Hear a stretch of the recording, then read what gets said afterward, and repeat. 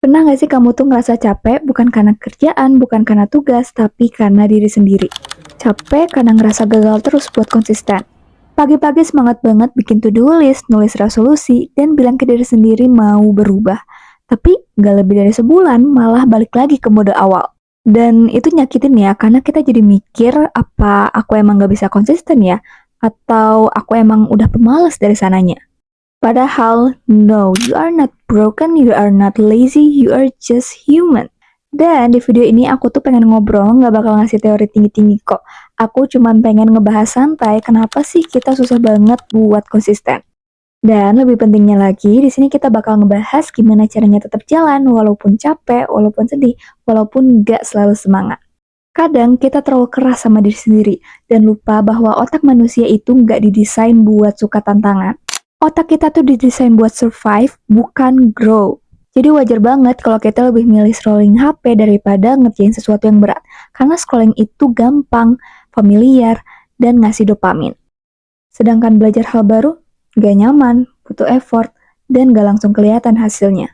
Dan lucunya, saat kita terlalu excited sama perubahan, bisa jadi itu jebakan. Karena kita pengen langsung berubah total, bangun jam 5 pagi, olahraga, journaling, baca buku, all in one day. Tapi tubuh dan pikiran kita nggak dibiasakan sama hal itu. Jadi bukannya pelan-pelan naik, tapi malah drop karena overwhelming. Waktu aku mulai belajar habit, aku kira kuncinya itu adalah motivasi. Padahal ternyata enggak. Motivasi itu kayak kembang api. Keren di awal, tapi cepat hilang. Yang bikin kita jalan jauh itu bukan motivasi, tapi sistem. Sesuatu yang bisa bikin kamu tetap jalan walaupun lagi gak mood. Dulu aku mikir aku bakal rajin baca buku kalau lagi mood. Padahal ya ternyata aku harus pakai sistem, bukan inspirasi. Jadi aku biasakan tiap hari baca buku 1 lembar. Dan kalau misalnya udah terbiasa dengan 1 lembar itu, aku naikkan jadi 2 lembar per harinya. Dan seterusnya.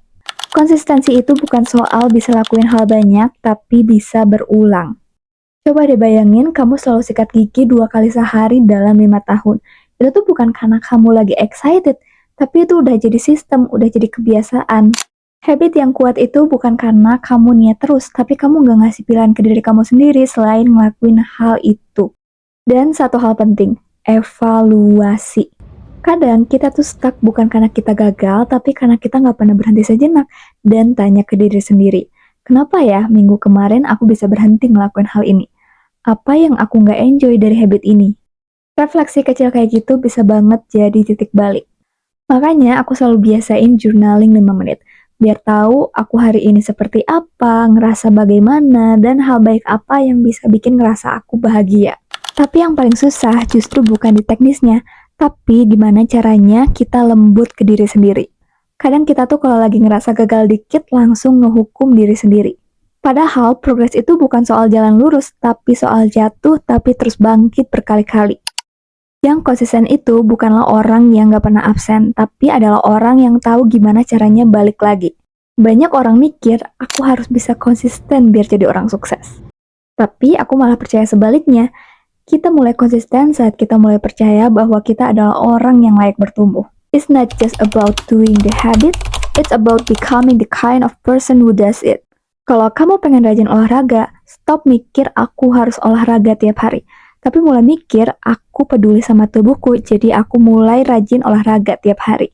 Kalau kamu pengen produktif, bukan karena pengen dibilang rajin, tapi kamu ngeliat diri kamu sendiri sebagai orang yang bisa dipercaya. Perubahan yang kuat bukan datang dari apa yang kamu kerjain, tapi dari siapa kamu selama ngerjain itu. Dan kalau misalnya tiba-tiba kamu gagal di tengah jalan, ya itu nggak apa-apa. Yang penting kamu tahu caranya balik lagi.